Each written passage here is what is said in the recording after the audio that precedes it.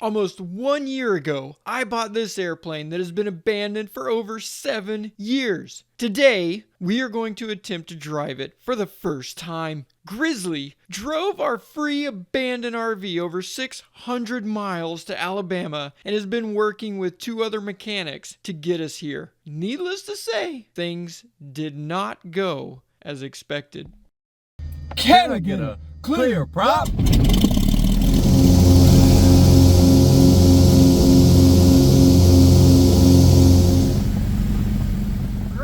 My long lost brother. Hey Jimmy, it's Josh. Nice to meet you. Good to meet you. Yeah. Hi, I'm Jesse. Great to meet you.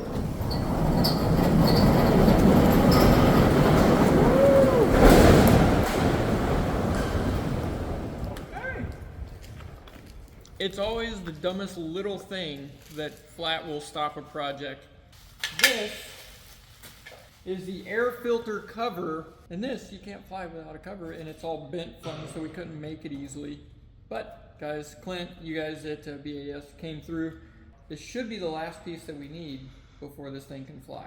Should be. One of the biggest challenges was the stuck propeller cables. It had been sitting here so long, these cables froze solid. We tried everything to loosen them up, and ultimately we just had to spend money and replace them. It was a huge job and took 3 days just to replace these 2 cables. But today, they are working perfectly. Sitting outside, the rain and the water had found its way into the gas tanks, which is catastrophic. I could not believe that we drained over a gallon of water out of this fuel tank. If we had tried to fly with that, it would have killed the engine, and we would have had a very, very big emergency on our hands. Now you can see blue over that. The water is on the bottom. We need all blue.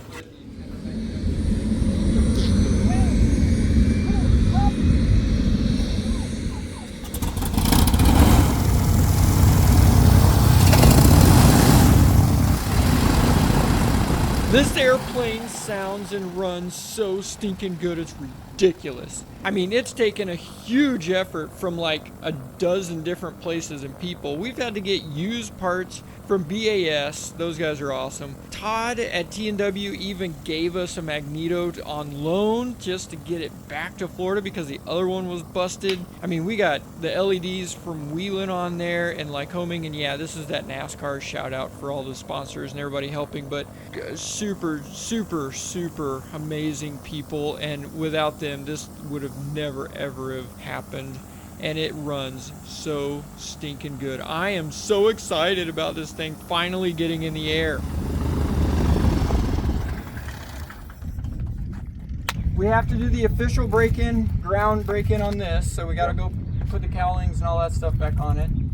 I want to see the gear swing and stuff with my own eyes, but I say take it back over to the hangar, let's cowl this thing up, get it up and swing the gear and start buttoning this sucker up and get it ready to fly back. Sounds like a great plan. Yeah, well, we got to adjust the RPMs here a little bit. It's a little warm. A little warm out there. And then the feather was quite aggressive.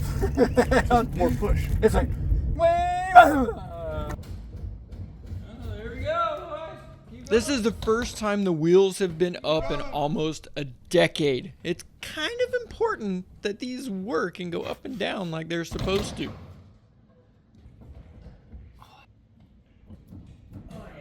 Okay, what were you talking about? See that side play? That bushing right there? Yep. Watch whenever I move it. Now that the landing gears are working, that's one major step toward getting this bird flying again. Good morning, day 2 of Operation Blue Tarp Special. We've got Grizzly inside putting seats back together, and it took us 3-something hours to get the engine cowling, get all the stuff on that engine just on the one side. Also, I learned last night that Grizzly has never worn a collared shirt.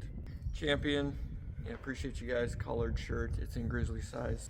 We're going to get this thing cowled up, fired up, do the official Lycoming break-in procedure on this thing. Even though I'm 99% sure we've already done it.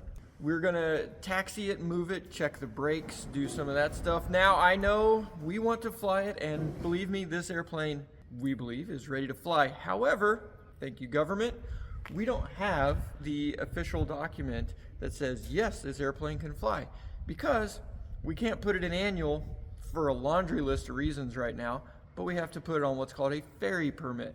And a ferry permit basically just says, yeah, we think this thing will make it. And then the FAA goes, good luck. We're not responsible if you crash and die.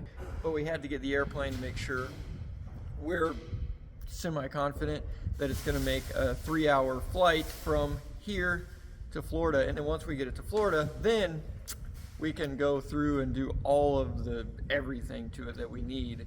It'll be fine. Holy moly. Look at that. There's a grizzly and a collared. That's right. You look fabulous. Here we go, boys. It's going to be a good day. We got a Mountain Dew.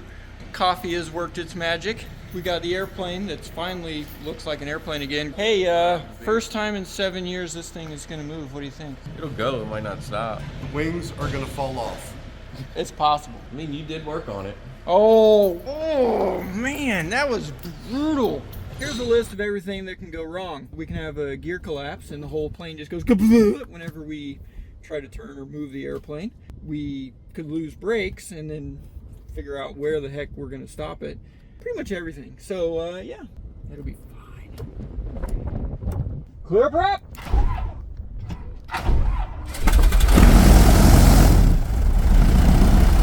The break-in procedure is very specific. You have to run the engine for like 15 minutes at a certain RPM and then 10 minutes at another RPM and then bring it back up and all these different power settings. But that all checked out good. Now it's time to get to the fun stuff.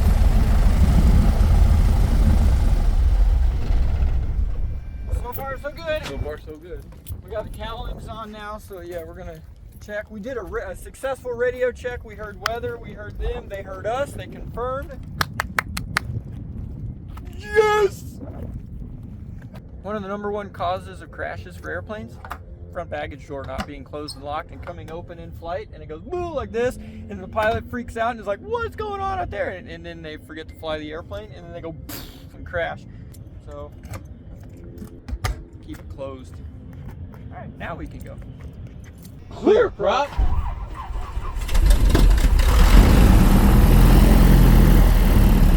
Now that we've ran the engines and did the break-in procedure like they tell us to, it's time to check the brakes. We need to see if these things are going to hold back all those BTUs. This is the first time in 7 years this airplane has moved under its own power. I am so nervous because so many things can go wrong. If even one screw is not done correctly, it is a disaster, as I'm about to find out.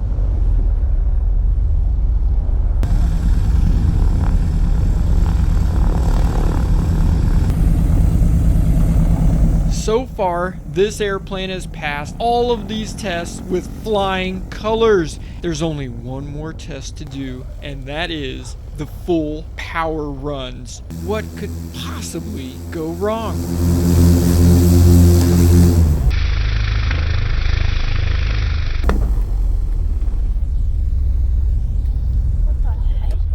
My heart sank to the bottom of my stomach.